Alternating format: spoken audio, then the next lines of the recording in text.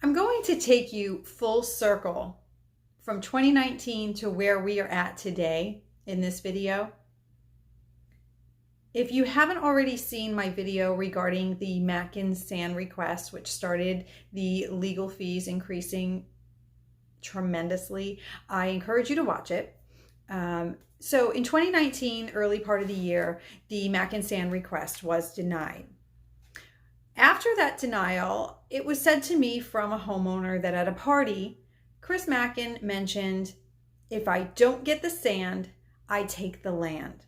Now, I wasn't at that party, so I can't vouch for the validity of that statement. However, the actions that have taken place since then are very telling. So it became obvious to me that once the sand request was denied and the HOA attorney at the time weighed in that deeding Tract B was not advised, that the next approach was to build a case and show the community how much money it is going to cost the neighborhood to keep this land. Meanwhile, the land was set up this way since the creation of Lake Thomas Point community, and there was no additional fees being incurred. But after those denials, there were all kinds of complaints regarding the wetlands. One of them was a Melaleuca tree. The Melaleuca tree is located behind the Matkins' neighbor, the Adams house.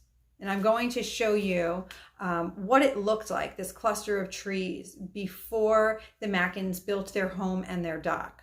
That cluster of trees was there. And as you can see, their dock sets behind that area of trees. And that was years ago. Okay, so now we're in 2020 when I joined the board, and we had two arborists advise the board whether the tree was dead, diseased, hazardous, and Steadfast gave us the first report, and it states, in my opinion, the Melaleuca tree in the lake is not hazardous or dying. As long as there are no watercrafts using it for an anchor to the shoreline or other recreational activities, people using it for a rope swing, climbing on it, it poses no physical threat. The Matkins then hire two arborists and pay for reports. One of the Matkins reports from the arborist we did not deem valid, as the arborist references a different subject property in the report, and the photo is not even the subject property. Two arborists gave their professional opinion to the HOA that the tree was not a hazard.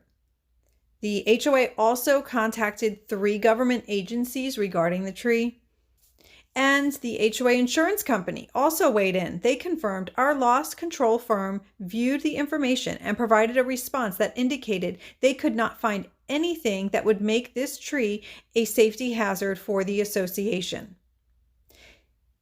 And if that wasn't enough to put this to rest, because the threats of legal action were still coming, the HOA hired an arborist for $150 to do a complete risk assessment to confirm if the tree was a hazard. The Matkins sent an alternative dispute demand letter to the HOA board from their attorney, and there are several demands included in that, and the HOA goes to mediation with them. One of those demands was $50,000 for loss of use and enjoyment of the lake because the Melaleuca tree was not removed. And we have tons of pictures and evidence showing that there was no loss of use of enjoyment. There are several different dates and occasions where the Matkins are doing the very things in that dispute demand that they claimed they were unable to enjoy the lake doing, such as using their jet ski, swimming off their dock. In fact, they climbed up an A-frame ladder and jumped off the roof of their dock.